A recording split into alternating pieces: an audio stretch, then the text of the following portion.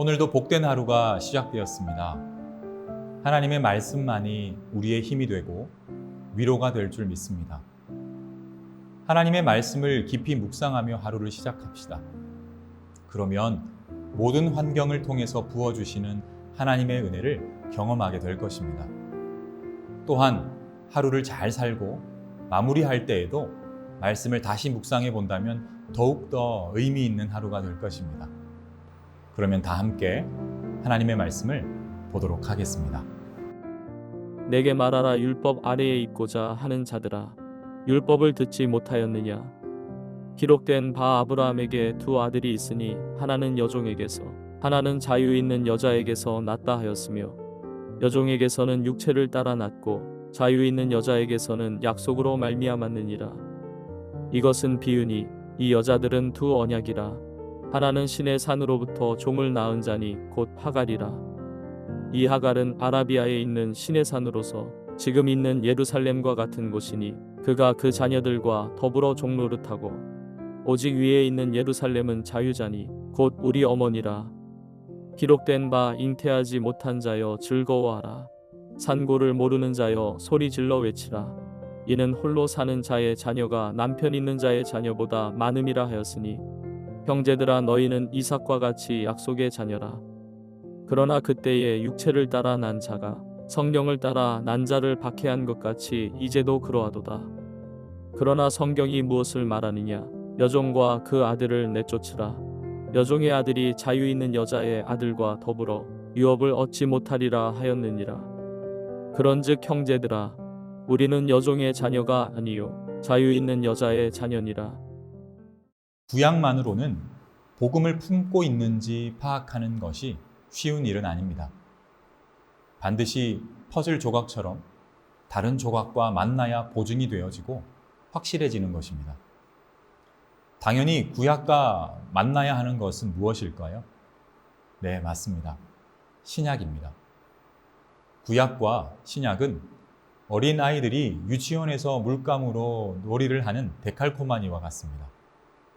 한쪽 면만 가지고는 잘 모르는 부분이 서로 마주했을 때 서로가 같음을 확인할 수 있는 것과 같은 것이지요.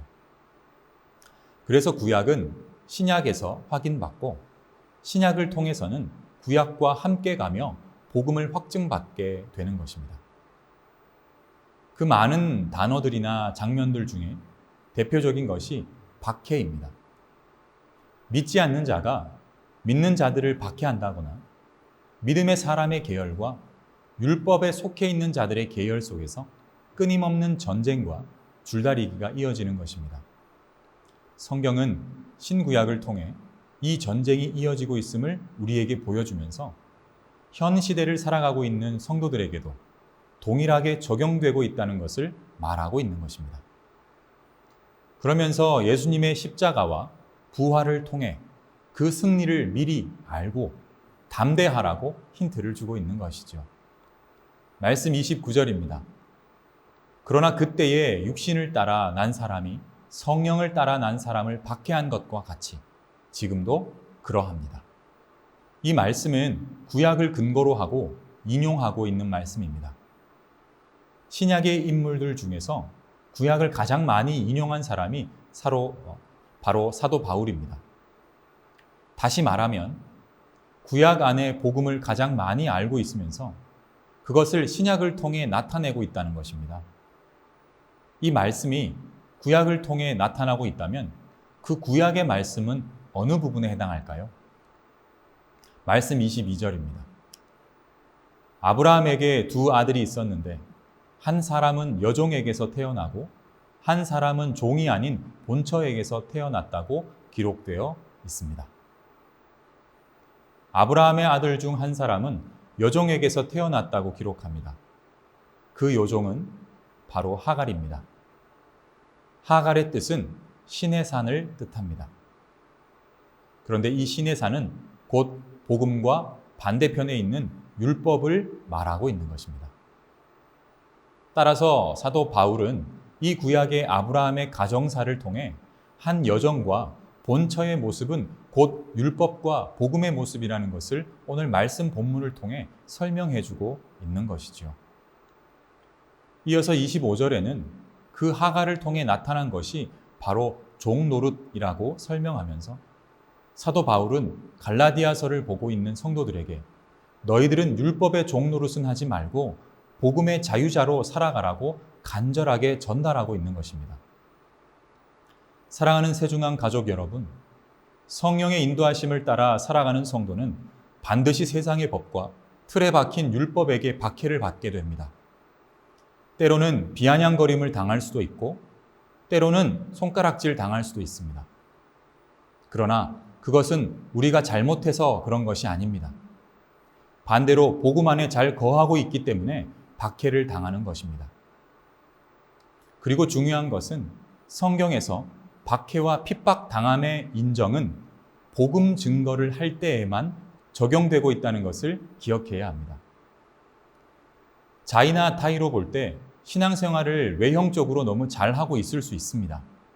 하지만 복음을 증거하고 박해를 당하는 삶이 없다면 우리는 다시 생각해 보아야 합니다. 믿음의 계보 속에 있다면 나와 내 집에 복음을 증거하고 나에게 붙여주신 분들에게 박해를 당할지언정 복음을 증거하는 성도로 살아야 할 것입니다. 우리는 율법에 속한 삶을 살아가고 있을까요? 복음에 속한 삶을 살아가고 있을까요? 이 아침의 묵상을 통해 반드시 복음의 자녀로 살아가는 시간이 시작되시기를 진심으로 소원합니다. 먼저는 각자 자신에게 복음을 깊이 전해 보십시오. 그리고 그 마음이 어떻게 변하는지 살펴보십시오. 그 속에 은혜의 모습이 있을 수도 있고 율법의 모습이 나타날 수도 있습니다. 하지만 끝까지 복음으로 승리하셔서 남도 살리고 나도 사는 은혜의 시간을 누리시기를 바랍니다. 다 함께 기도하겠습니다. 사랑의 아버지 하나님, 오늘 하루 우리를 완전한 복음 안에 거할 수 있는 은혜자로 살아가게 하여 주시옵소서. 때로는 상황과 여건 속에서 자꾸 우리 자신을 율법에 가두려고 하는 모습들이 있습니다. 그 모든 것들이 오히려 예수님과 멀어지고 죄된 속성 안에 거하게 되는 길이라는 것을 말씀 가운데서 찾고 오늘 하루 힘써 은혜 안으로 들어갈 수 있는 모두가 되게 하여 주시고 또한 우리 주님께서도 우리를 힘껏 안아주셔서 율법이 방해하지 못하고 세상이 침투하지 못하는 은혜로운 복된 하나님의 성도로 살아갈 수 있는 우리 모두가 되게 하여 주시옵소서. 그렇게 하루를 살아내 승리했노라 주님께 감사 고백하며 하루를 마감하는 우리 모두가 되기를 원합니다. 주님 동행하여 주시옵소서. 주님 사랑합니다. 모든 말씀 예수님 이름으로 기도합니다. 아멘.